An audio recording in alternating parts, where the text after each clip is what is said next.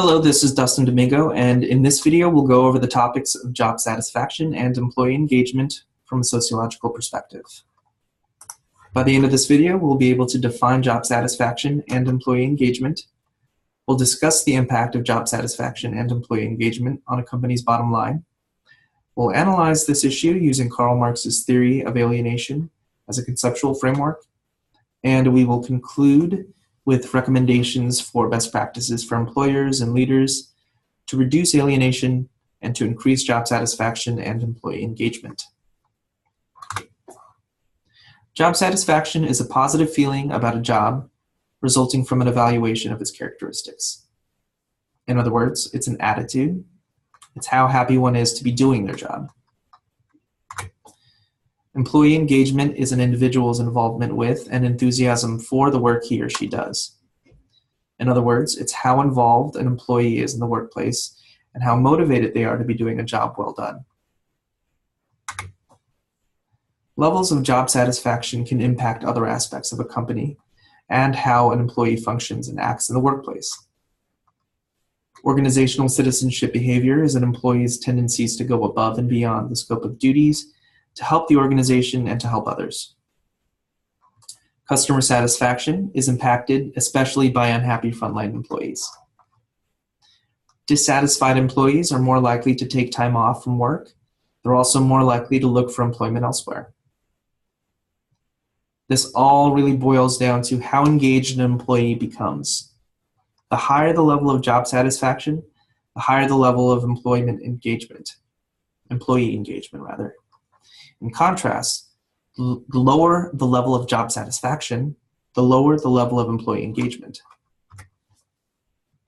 According to a survey of workers in the US by Gallup in 2015, 32% of all employees are engaged.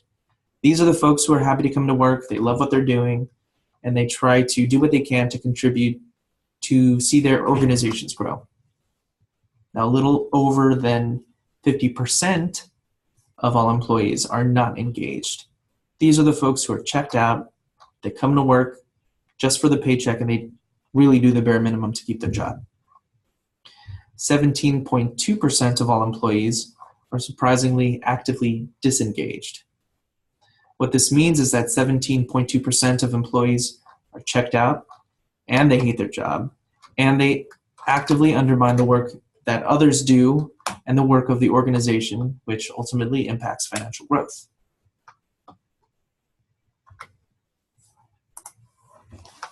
So why do job satisfaction and employee engagement matter? Well, really, it's because it impacts the bottom line significantly. 34% of employees' salaries 34% of an employee's salary is lost due to active disengagement. This means that just one actively disengaged employee who makes $60,000 a year will cost a company more than $20,000 a year. Actively disengaged employees are not satisfied nor engaged because they don't find meaning, value, nor purpose in their work. Well, why is that? Why is it that they don't find meaning, value, or purpose in their work?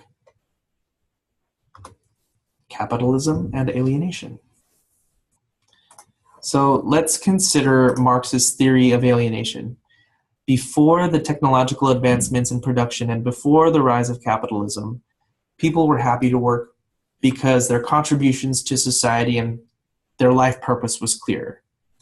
Capitalism alienates workers from their humanity because with capitalism, workers no longer believe that they have control over their own actions. They can't really see the value in the goods and services produced from their labor.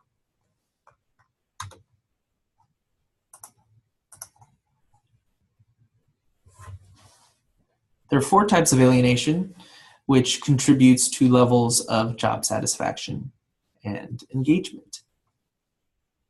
Alienation of the worker from their product, alienation of the worker from the activity of production, alienation of the worker from species being or creative nature, and finally alienation of the worker from others We'll talk more about each of these in the next few slides.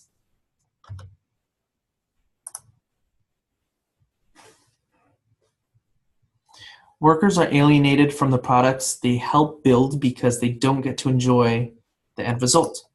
Workers have no control over protocol or design or control over the production, and workers can't afford to own the very products they make, so they contribute to a process but really never see the outcome. Workers are alienated from the act of production because they get stuck in a repetitive motion. They can't see how their work contributes to a larger picture. And work is specialized and repetitive. Work is delegated and controlled by owners, so there's really no freedom to create products at will.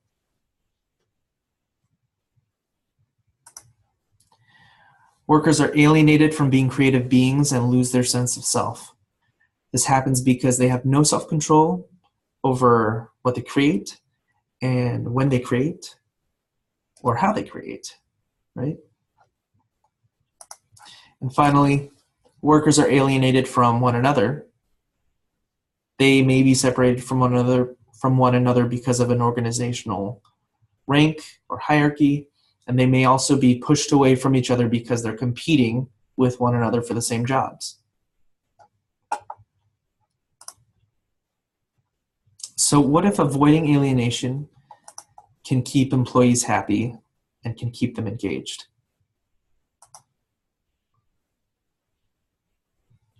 What can employers and leaders do now, and what are some best practices? To prevent alienation of the worker from their product, leaders can solicit feedback from frontline employees through surveys and focus groups to make them feel a little bit more included in the development stages of each product. Employers can also sell products and services back to the workers at discounted rates as a benefit so that the employees can recognize and enjoy the fruits of their labor. To prevent alienation of the worker from the activity of production, leaders can encourage cross-training, which can expose employees to new processes and skills. This keeps employees learning and developing in new areas. Employers could also allow employees to participate in committees or special projects, which can generate new ideas and can get them more involved in non-repetitive tasks, which keeps things interesting for them. To prevent alienation of the worker from their creative nature, employees could really sell their mission and vision statement not just to consumers, but to the employees as well. So actively highlighting the mission and vision during employee recruitment, for example, or onboarding processes so that the worker knows up front, this is why I belong here. Also, adopting corporate social responsibility practices can show employees that their organization exists to serve some greater purpose outside of just making a financial profit. And finally, to prevent alienation of the worker from others, organizations could incorporate more team-building activities into their corporate culture, such as throwing parties and celebrating small wins. Doing this sort of explicit gathering recognizes the workers' contributions and reinforces the value of human connections between each employee. So what? We have these best practices. So now let's circle back and remind ourselves of why we're talking about Marxist theory of alienation and the workplace. Presumably, if these practices were implemented, we might see employee satisfaction increase, and therefore employee engagement will increase as well. And all of that really equates to saving the company's bottom line. So to summarize, this is what I'm suggesting. If we decrease alienation, we'll increase job satisfaction, and that leads to an increase in employee engagement, and that leads to an increase in profits. Well, there you have it. I hope you found this to be an interesting approach to examining job satisfaction and employee engagement. I hope you all have a great day.